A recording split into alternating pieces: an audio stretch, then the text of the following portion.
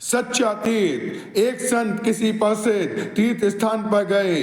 मंदिर के बाहर रात को सो गए। उन्हें स्वप्न में कुछ आवाजें आईं। उन्हें लगा कि आधी रात के समय दो देवता परस्पर बातें कर रहे थे। संत को सुनने की जिज्ञासा हुई। वे उनकी बातें ध्यान से सुनने लगे। एक देवता जी बोले, इस वर्ष कितने नर नारी तीर्थ पर आए?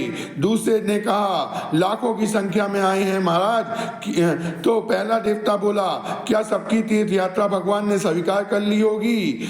दूसरे ने कहा, नहीं, इन लाखों में से केवल कुछ ही प्रार्थना स्वीकार की गई होंगी। इनमें से सच्ची भावना लेकर आने वाले भी तो बहुत कम ही होंगे।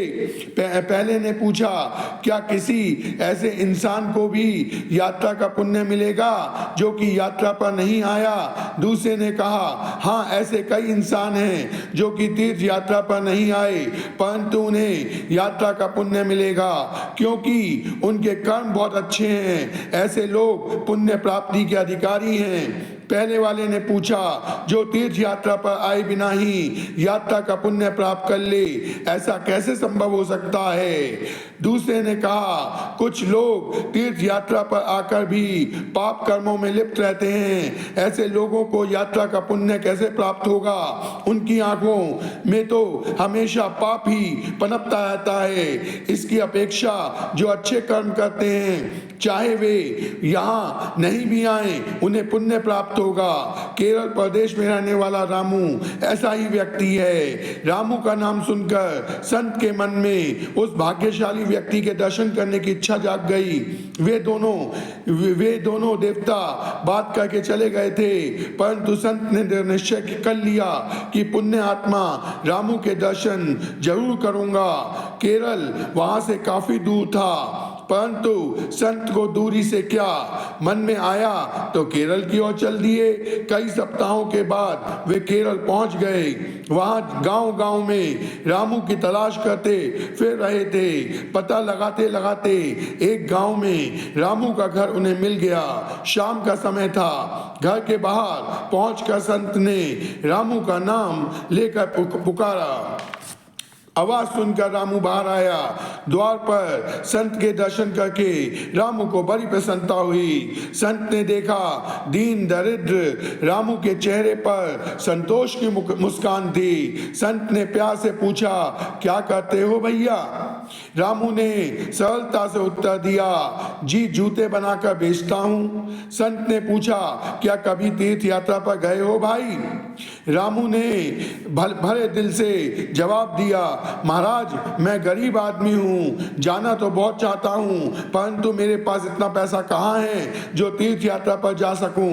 संत जी बोले, क्या कोई और पुण्य किया है? रामू बोला, नहीं महाराज, मैं नीच क्या कोई पुण्य कर सकता हूँ। तब संत ने अपना स्वप्न सुनाकर उनसे पूछा, फिर ईश्वर की इतनी कृपा तुम्हारे ऊपर कैसे हुई? रामू ने गदगद होते हुए कहा, भगवान तो दयालु है, उनकी कृपा दोनों पर विशेष ही होती है। दीन दुखियों पर अपनी विशेषता, अपनी महापावन कृपा भगवान अवश्य ही बनाते हैं। और बोला, महाराज, मेरे मन में वर्षों से तीर्थ यात्रा करने की चाह थी। बहुत मुश्किल से पेट खाली रख कर मैंने कुछ धन बचाया था। तीर्थ यात्रा की तैयारी कर रहा था। उन दिनों मेरी पत्नी गर्भवती थी। एक दिन पड़ोसी के घर से मेथी के साग की सुगंध आ रही थी। पत्नी की साग खाने की प्रबल इच्छा थी। उसने मुझे साग लाने को कहा। मैं पड़ोसी के घर गया और उनसे साग मांगा, तो वे भी बहुत गरीब लोग हैं, वो तो मुझसे भी ज़्यादा गरीब हैं, ये बस्ती ही गरीबों की है। तब पड़ोसन बोली कि साग तो ले जाओ भाई, परंतु ये अपवित्र है। पिछले 7 दिनों से हमें कुछ खाने को नहीं मिल पाया था। कल शाम को जब मेरे पति कहीं जा रहे थे तो उन्होंने एक मोटे के ऊपर ये मेथी के पत्ते पड़े देखे। इन्होंने उन पत्तों को बीन लिया और उन्हें ही मैंने आज बना लिया है। यह सुनकर रामू की आंखों में आंसू आ गए थे। उसने सोचा, पड़ोसी भूखे रहे हैं और हम तीर्थ यात्रा को जाएं, ये तो उचित नहीं है। तभी रामू ने तीर्थ यात्रा के लिए इकट्ठे किए हुए सारे रुपए आदर के साथ पड़ोसी को दे दिए थे।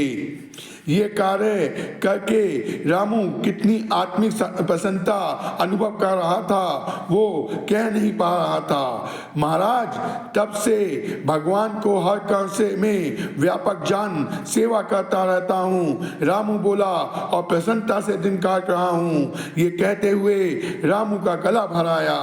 संत की आंखें भी भीग गई थी। संत गदगद होके बोले, सच्ची तीर्थ यात्रा तो तेरी है रामू। वास्तव में प्राणी मात्र की सेवा ही सच्ची ईश्वर सेवा है और ईश्वर के जीते जागते स्वरूप अर्थात मानव में स्थित परमात्मा को प्रसन्न करना ही सच्ची तीर्थ यात्रा है। कहा भी गया है, परोपकार सजनस्य भूषणम।